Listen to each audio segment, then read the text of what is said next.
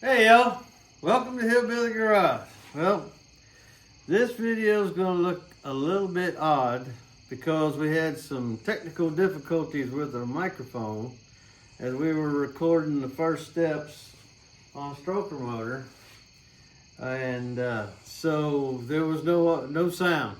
So we didn't realize that until Dee went to edit on it and found that there was, you couldn't hear anything. So, and I already torqued everything down on that crankshaft, and I just didn't want to break torque unnecessarily. So, what we've done is we're going to show you on this other 4-volt main that we have, same setup. I went ahead and hurried in and polished up this crank. Ain't she pretty? Yeah. So anyway, but this way I can demonstrate to you the steps that we took there, and we got no sound. So, what I like to do is I lay a few of the main bearings in for the uppers, and then lay the crankshaft in. And I know, go ahead and blow up in the comments. I understand that this is not the official way to check thrust, but there's a few times that I've found that the upper and the lower shells need a little bit different adjustment in order to match them up. So what I've started doing is I'll lay it in and I will check my upper shell just to get an idea of what I've got, and then we'll move on and I'll show you. So I've laid my crankshaft in,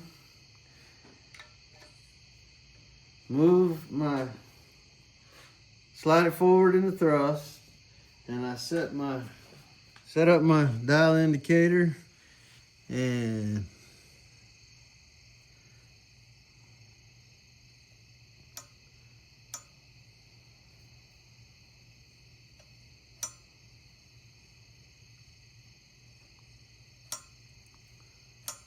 get her zeroed up. Then I take it and I pull my other direction, and I've got about 5.5 or so. So that's pretty good. At least I know that the upper shell has got a bit of travel to it. Now, I know I'm a little bit bum puzzled because this is ketchup. And I ain't talking about opposite of mustard either. So, but before I go to start laying bearings in, I always, and Brian Salter from Salter Racing Engines teaches this, is you want to make sure that you have no burrs left over from the manufacturing process on the ends, especially on the back sides of your bearings. All right, you want to just drag your fingernail across it. If you feel anything, gently, lightly, take your file, big or little. I got another one here somewhere. And you can even do it backwards because it's a lot less evasive when you do it backwards. But you want to make sure that you don't have any burrs this way, but you also want to make sure you don't have any burrs this way.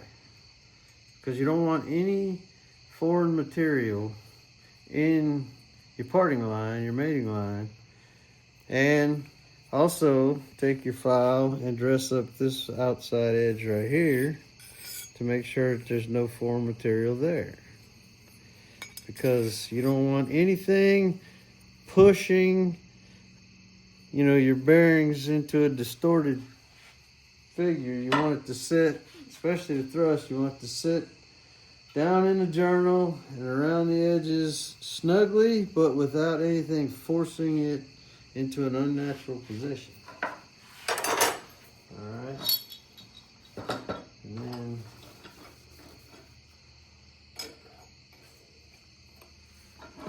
gonna load this one up in the cap.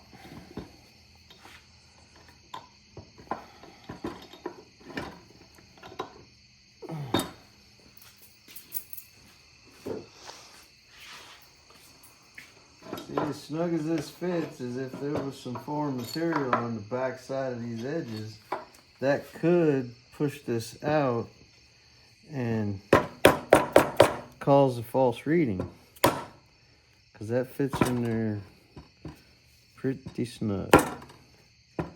And that's the way we want it, because we don't want these flexing inward, allowing the crankshaft to move any more than it's supposed to, or needs to. But we also don't want any little boogers in there messing us up, and we ended up sanding it away, and then we just sand away too much.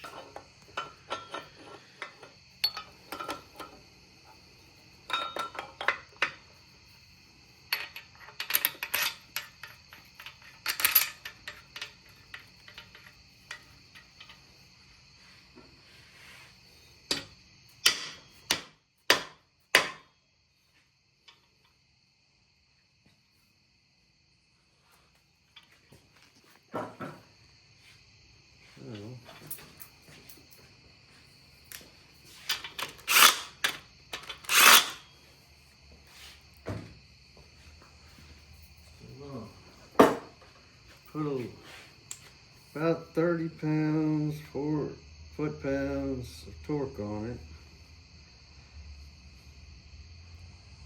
just to make sure that our cap is seating properly.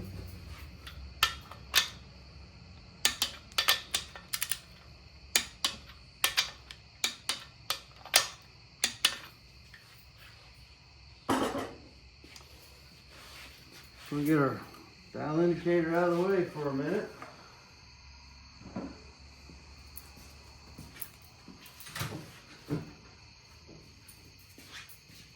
And we're going to seat the bearing.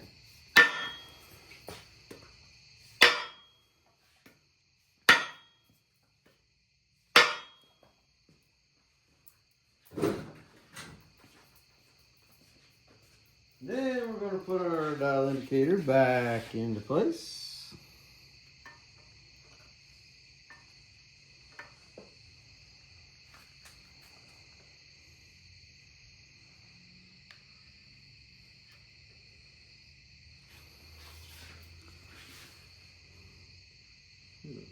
Double check our zero,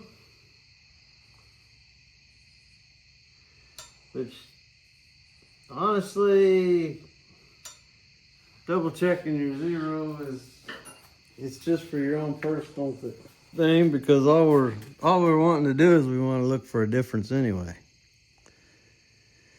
So we move the crankshaft all the way forward.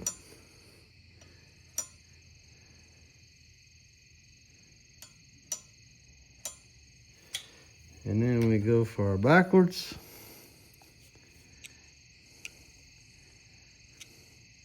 And we got about 3.5 relaxed. Let's go ahead and finish torquing her down, because we do see though that we had about 5.5.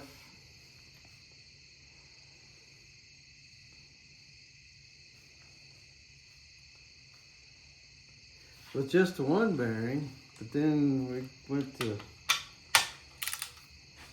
about 3.5 with our lower shell.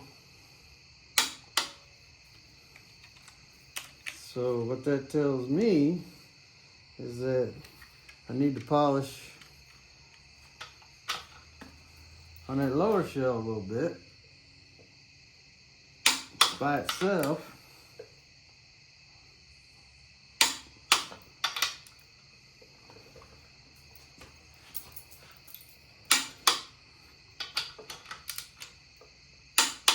This is my best rolling stand. This is one I end up chasing all over the shop.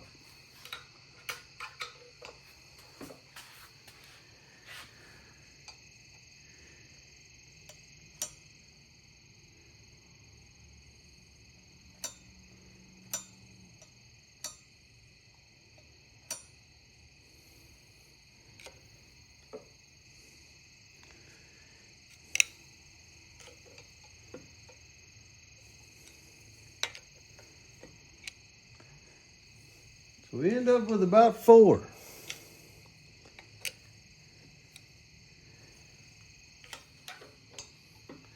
We could run with 4. I like 5. Specs 3 to 11. So 4 is acceptable. We could leave it like that, but I will. Like I said, this is reenactment for that one over there because we ended up with 5.5 on that one. So what does that mean? So what that means is that I will take this bag apart and I'll start with the lower shell and I'll take some measurements on the thrust surface to see if I can find like a high spot in it or something. And, you know, I'll show you how we do. But why do you want 5?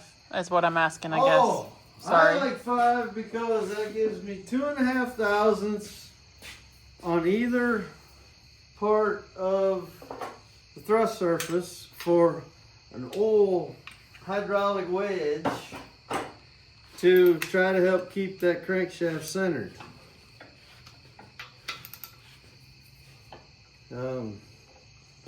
If this is just me talking, but if there's not enough room to carry a good hydraulic wedge in there, in my thinking, then the rotational pressure, and if you got a manual transmission pushing in on the clutch, more likely to overpower the hydraulic wedge and cause metal to metal contact. But I'm thinking if you got 2.5 or 3 thousandths on either side, because what we're also going to do is by clockwise rotation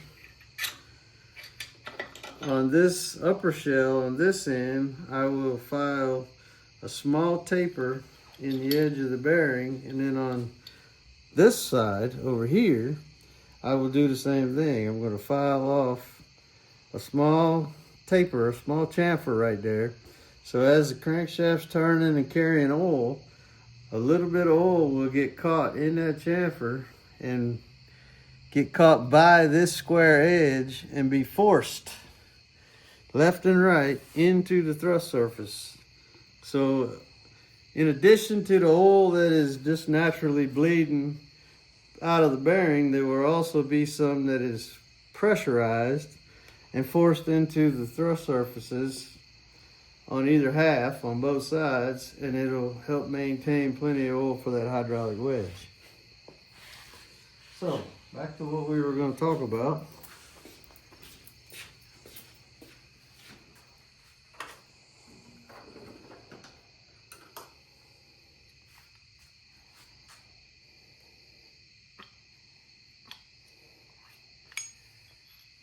Like we said, I don't want to mix these parts up.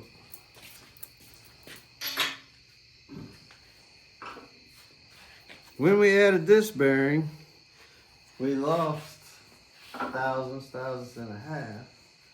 So what I'll do first in my process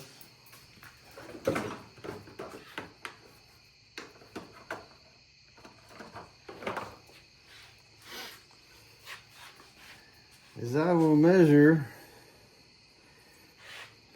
keep in mind it'll be this way, not that that makes any difference, but I'll measure these thrust faces, see if I can spot any that are thicker. So you got 940, 935 right there, but when you go to the other side of this pad, it's only 905. 895. 890, that's pretty consistent. 920. 975. So these two ends are actually thicker than it is throughout the center. Let's see what the other side has to offer.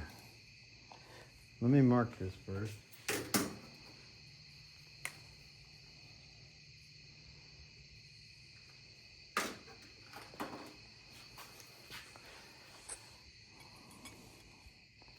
This side we got 980, 930, 925, 925, 930, 965.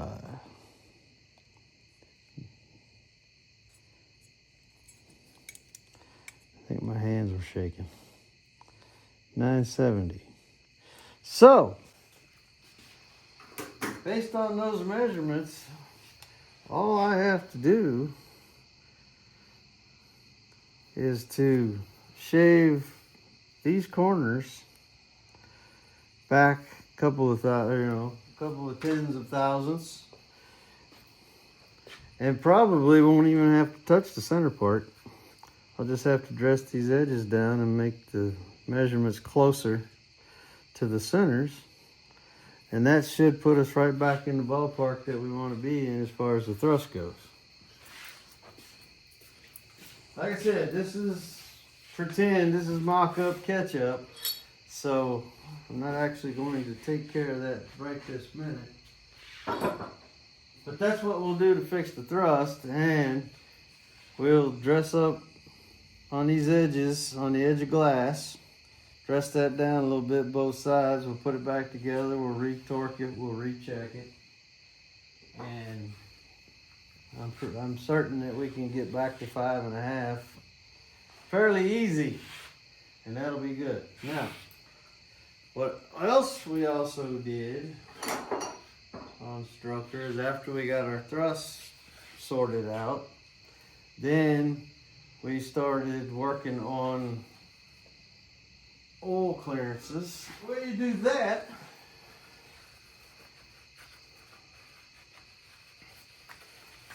is we would put the rest of our bearing shells in, and then we would load up our caps.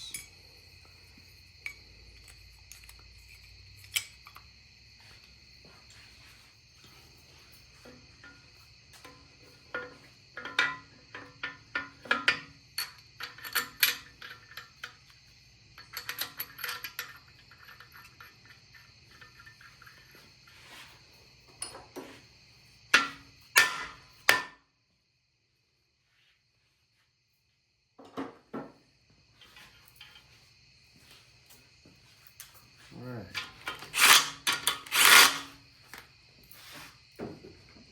I would run down.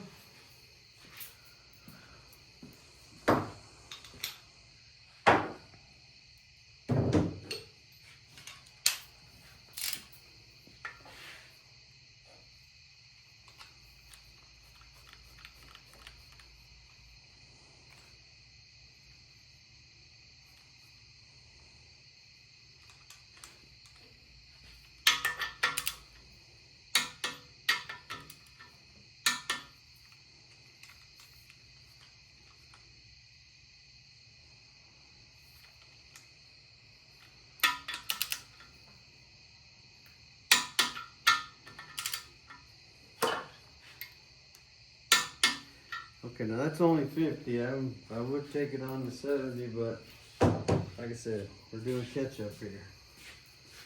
So then what I would do, I think they're still out. Yep.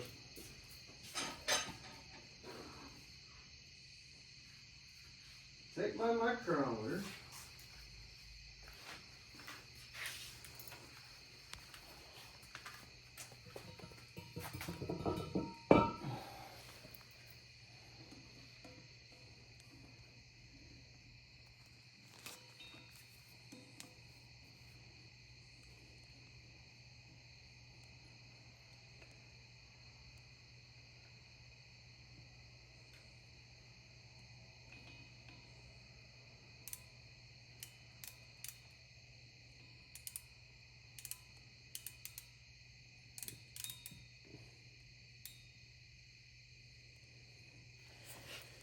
Measure up my main bearing journal.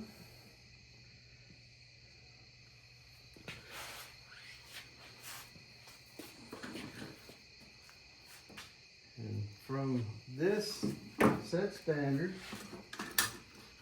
I take my dial bore gauge. I'd have to change my mandrel, obviously. But then I would set it in here, and I would zero my gauge, and then I would go over there and take a measurement on my main bearing by coming in here like this. All right, and what I'm measuring there is the difference between the circumference of the main bearing and how much gap or how much bigger the circumference is inside this main bearing. And we're looking at, because it's a 2.5 inch journal, we're looking for roughly 2.5 thousandths oil clearance, give or take a little bit. So we could go from like 2.3 to 2930. But anyway, that is what we did across the journals on this one. And you can see, because I kept track, you can see the oil clearances that we got, and we ended up with an average 2.81. Spin it. Huh? You spin it. And the crankshaft turns like butter. It's beautiful. It is beautiful. This is brand spanking new. Yep. Right here. So, anyway, that's where we've gotten to so far. You still have to do the rings, right? Fit the rings. Yes. You have one in here. I have one ring that's already in because I started to check and see what kind of, where we were headed with this. And the general consensus, or the rule of thumb, whatever you want to call it, is 4 thousandths for every inch of bore diameter. These bores measure 4.030, and you multiply that by 0.004, and you come up with 0.01612. So 16 thousandths is what we would call the minimum. Now there's a huge amount of controversy goes on about this. Arguments on Facebook, small block Chevy pages, and everywhere else too. Get it set in their mind that if the measurement comes out to 16, it's supposed to be 16. Well, the minimum is 16. In this particular case, 16.12, then we have to go to 17, because unless you got some feeler gauges that go out more digits than this, 16 is our minimum, but our rule of thumb calls for more than that, so we got to go to the next one. Now, me personally, I like 18 thousandths on the top ring. I like 20 thousandths on the second ring. And as far as the oil rails, you just want to make sure that they don't touch when they're in the bore, and because they're not very big and they don't really expand, and they're bathed in oil, so they stay cooler. And then your oil expander, you want to make sure that it is not scrunched on itself when it's down in the bore, because that will cause binding and you don't want that. So, but we will be back when we get on to fitting rings on this, and then when we get them all fit to the bores the way we want them, and of course we'll install them on the pistons, which are also nice and new. And we did in fact already go through and measure all the clearances on the rod bearings as well. Same process, measure the journals on the crankshaft with the micrometer, set up our bore gauge, and measured each one individually.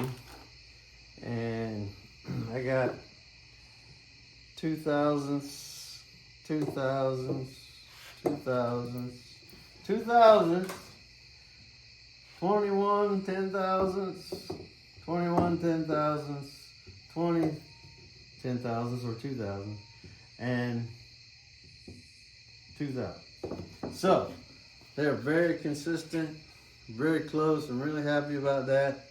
So these are ready to go. Just got to get the rings Got to check them all, get them fitted, and then we'll be ready to move on. So, we appreciate each and every one of you. We thank you for visiting Hillbilly Garage. We ask you to go to hillbillygarage1215.biz. Check out our website. Order you some t-shirts and stickers and tools. You can communicate through the website as well. You can also contact us through R&B Engine Revivals with Messenger. You can email us. And if y'all notice, our phone number is actually on our Hillbilly Garage icon on YouTube. So get in touch with us. And we'll see y'all. Bye.